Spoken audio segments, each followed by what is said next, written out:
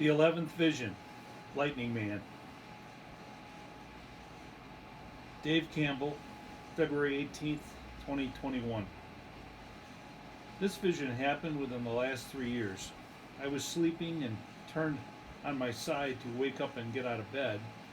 I thought I did, but instead of my bedroom, I was in a space I could not quite define as a room or out of doors. It seemed more like an open void, maybe a portal.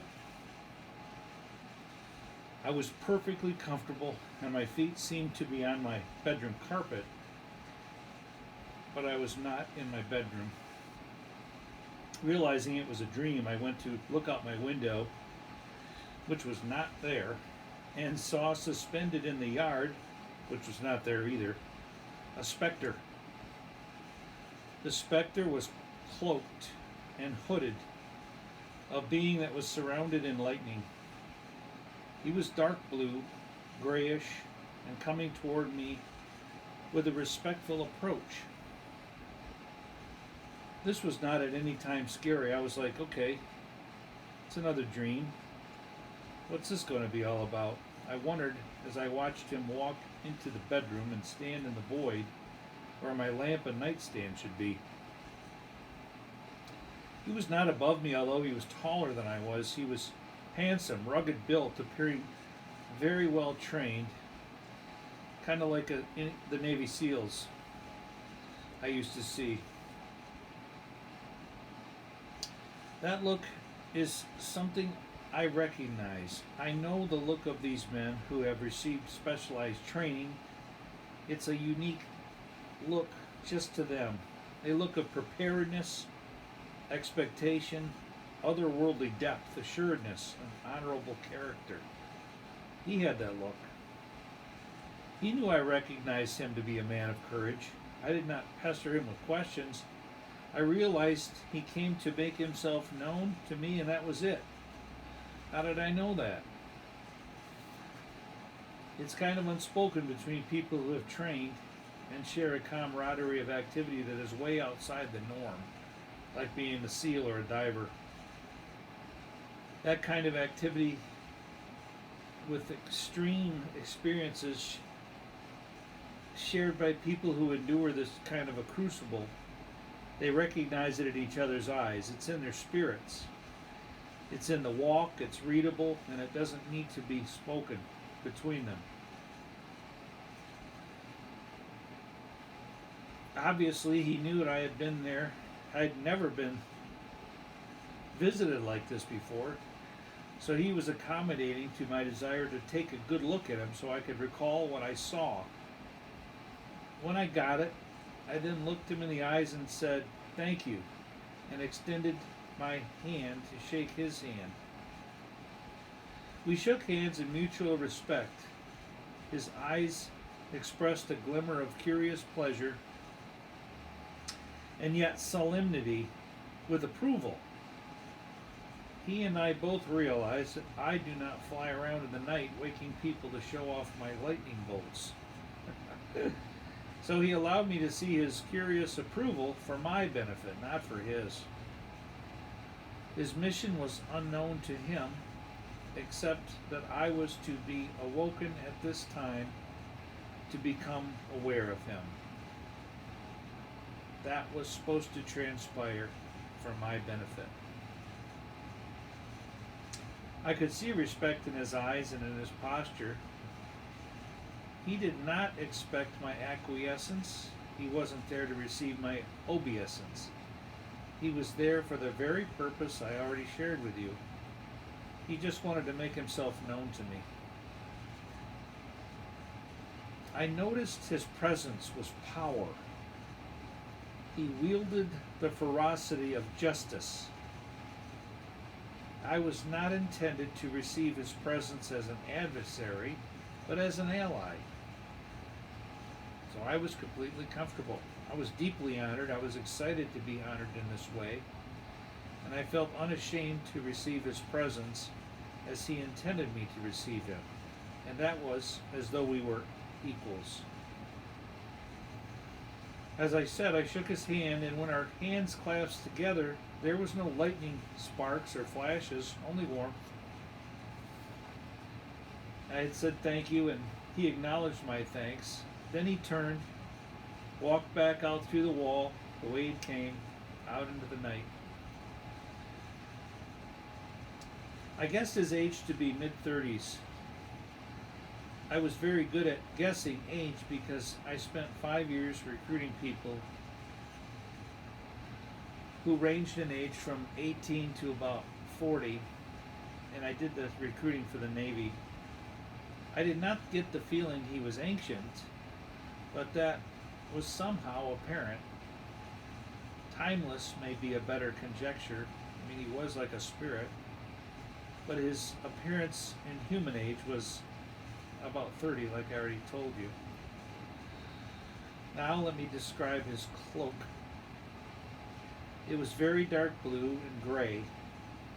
His hood he'd never lifted off, but I could see his face. It was lit up in the interior of the hood, but did not reveal his hair color, but I guessed his hair color to be brown like mine. His face and jaw were square, his skin ruddy and sunburned, but not bright red, just tanned and very healthy. His wide, symmetrical eyes were blue-gray like the cloak, with deeply black pupils. His eyes reflected the blue lightning dancing on his arms. The lightning that accompanied him emanated from within him and all the area around him, and it would flash gently in a bluish flame color and dance momentarily like you would see on a Tesla coil, but not to that extreme of Tesla's coil. More like the flashing of the blue in a glass bulb, which appears to have order, even though it is completely free to move according to forces we do not see. But the forces apparently coincide with matter. Command is what I saw. Command and force to do things behind the scope of the physical eye seemed to be his overall purpose. I do not write this because I feel compelled. I wrote this only because I know it is finally time to begin sharing the spiritual side of Dave Campbell. I know a lot of people have a spiritual side and they never share it because it's uncomfortable to share.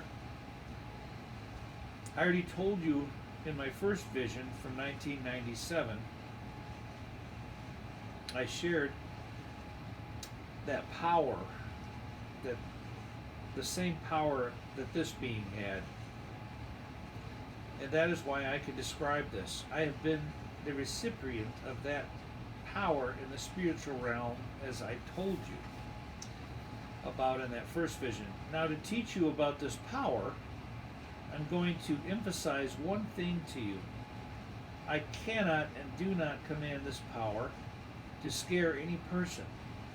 It's my duty to make this power known to you and to teach you that you harness this power just as I do, and to teach you what to apply this power toward. That's why I'm sharing this.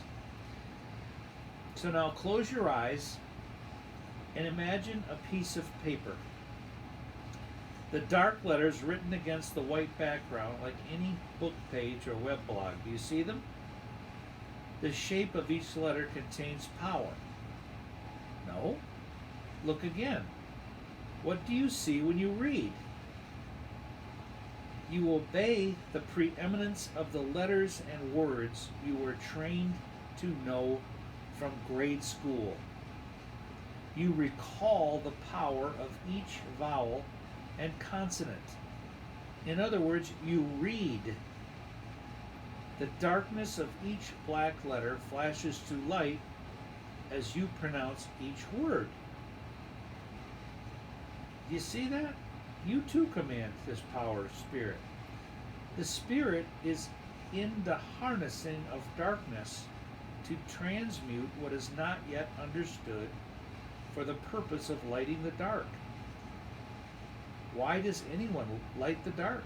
To see. When we see, what do? We express. being the first one to put something in writing that you have discovered is what the joy of life is, the freedom of speech. Now you too have met the lightning man, and you can see him in the mirror. It's you. You're the lightning person, the man or the woman.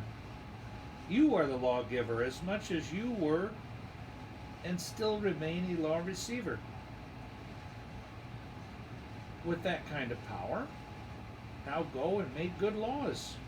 Be a good citizen. Uphold society. People have worked very hard to make our United States and our sovereign government powerful and free. Let's keep it that way.